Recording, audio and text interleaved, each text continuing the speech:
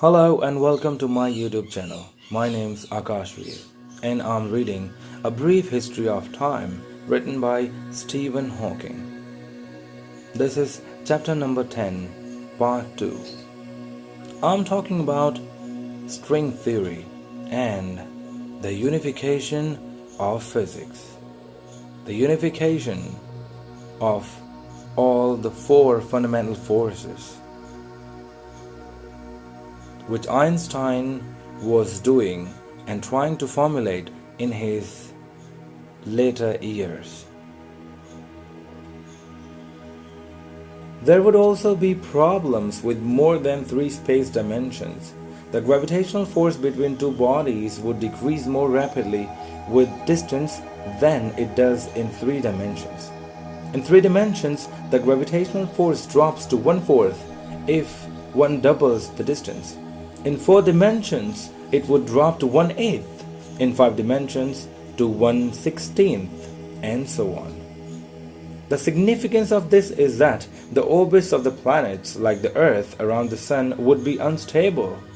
The least disturbance from a circular orbit, such as would be caused by the gravitational attraction of other planets, would result in the Earth spiraling away from or into the Sun. We would either freeze or be burned. In fact, the same behavior of gravity with distance in more than 3 space dimensions means that the Sun would not be able to exist in a stable state with pressure balancing gravity. It would either fall apart or it would collapse to form a black hole. In either case, it would not be of much use as a source of heat and light for life on Earth.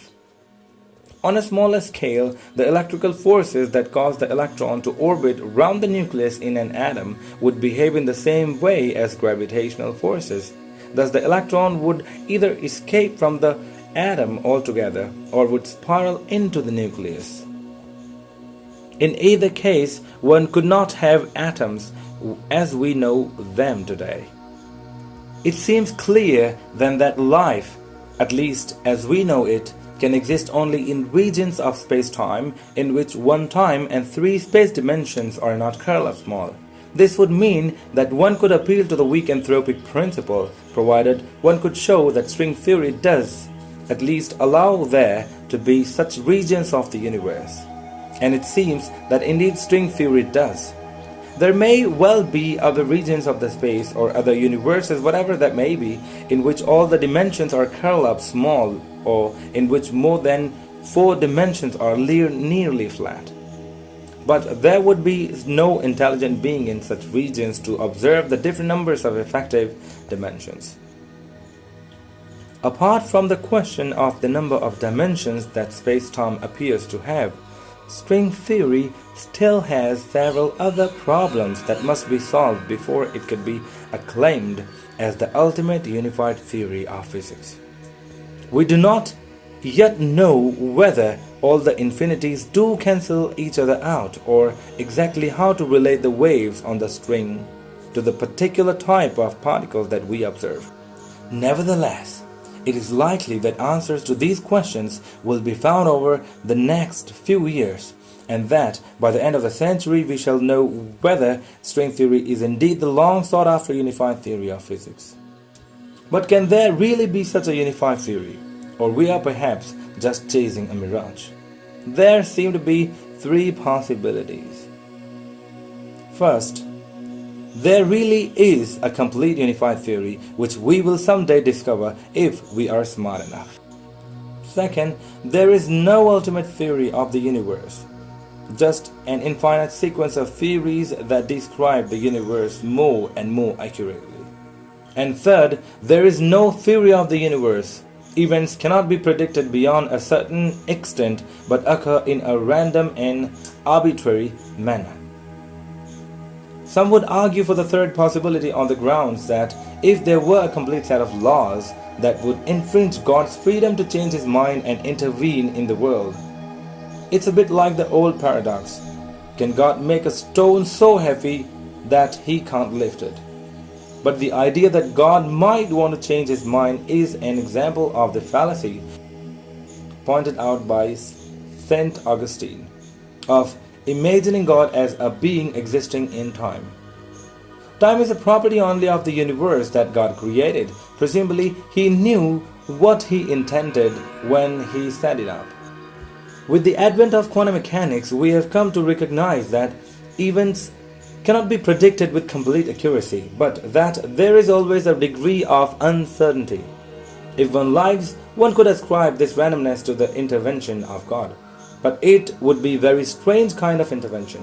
There is no evidence that it is directed towards any purpose. Indeed, if it were, it would by definition not be random. In modern times, we have effectively removed the third possibility above by redefining the goal of science. Our aim is to formulate a set of laws that enables us to predict events only up to the limit set by the uncertainty principle. The second possibility, that there is an infinite sequence of more and more refined theories, is in agreement with all our experience so far.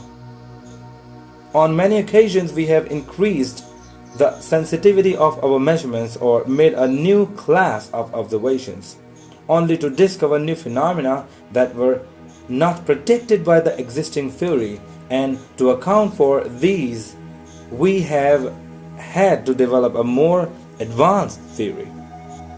It would therefore not be very surprising if the present generation of grand unified theories was wrong in claiming that nothing essentially new will happen between the electroweak unification energy about 100 giga-electron volt and grand unification energy of about 1,000 million giga-electron volt. We might indeed expect to find several new layers of structure more basic than the quarks and electrons that we now regard as elementary particles. However, it seems that gravity may provide a limit to this sequence of boxes within boxes. If one had a particle with an energy above what is called the Planck energy, 10 million giga-electron volt, 1 followed by 19 zeros, its mass would be so concentrated that it would cut itself off from the rest of the universe and form a little black hole. Thus, it does seem that the sequence of more and more refined theories should have some limit as we go to higher and higher energies, so that there should be some ultimate theory of the universe. Of course, the Planck energy is a very long way from the energies of around 100 giga-electron volt, which are the most that we can produce in the laboratory at the present time. We shall not bridge that gap with particle accelerators in the foreseeable future. The very early stages of the universe, however, are an arena where such energies must have occurred. I think that there is a good chance that the study of the early universe and the requirements of the mathematical consistency will lead us to a complete unified theory within the lifetime of some of us who are around today, always presuming we don't blow ourselves up first. What would it mean if we actually did discover the ultimate theory of the universe? As we explained in chapter 1, we could never be quite sure that we had indeed found the correct theory, since theories can't be proved. But if the theory was mathematically consistent and always gave predictions that agreed with observations, we could be reasonably confident that it was the right one. It would bring to an end a long and glorious chapter in the history of humanity's intellectual struggle to understand the universe. But it would also revolutionize the ordinary person's understanding of the laws that govern the universe. In Newton's time, it was possible for an educated person to have a grasp of the whole of human knowledge, at least in outline. But since then, the pace of the development of science has made this impossible, because theories are always being changed to account for new observations. They are never probably digested or simplified so that ordinary people can understand them. You have to be a specialist, and even then you can only hope to have a proper grasp of a small proportion of the scientific theories. Further, The rate of progress is so rapid that what one learns at school or university is always a bit out of date. Only a few people can keep up with the rapidly advancing frontier of knowledge, and they have to devote their whole time to it and specialize in a small area. The rest of the population has little idea of the advances that are being made or the excitement they are generating.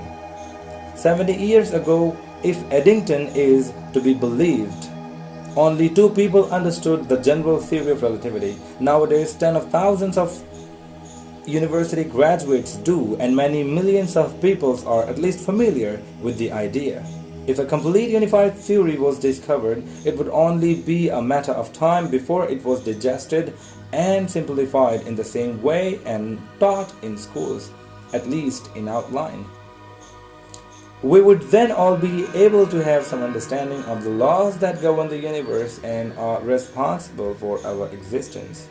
Even if we do discover a complete unified theory, it would not mean that we would be able to predict events in general for 2 reasons.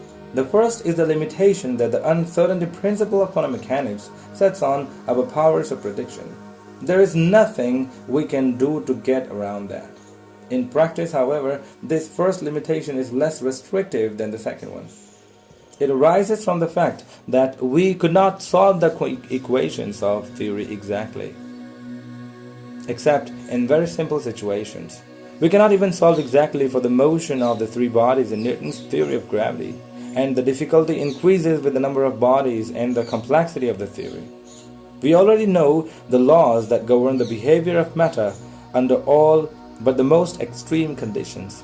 In particular, we know the basic laws that underlie all of chemistry and biology. Yet we have certainly not reduced these subjects to the status of solved problems. We have as yet had little success in predicting human behavior from mathematical equations. So even if we do find a complete set of basic laws, these will still be in the years ahead the intellectually challenging task of developing better approximation method, so that we can make useful predictions of the probable outcomes in complicated and realistic situations. A complete, consistent, unified theory is only the first step.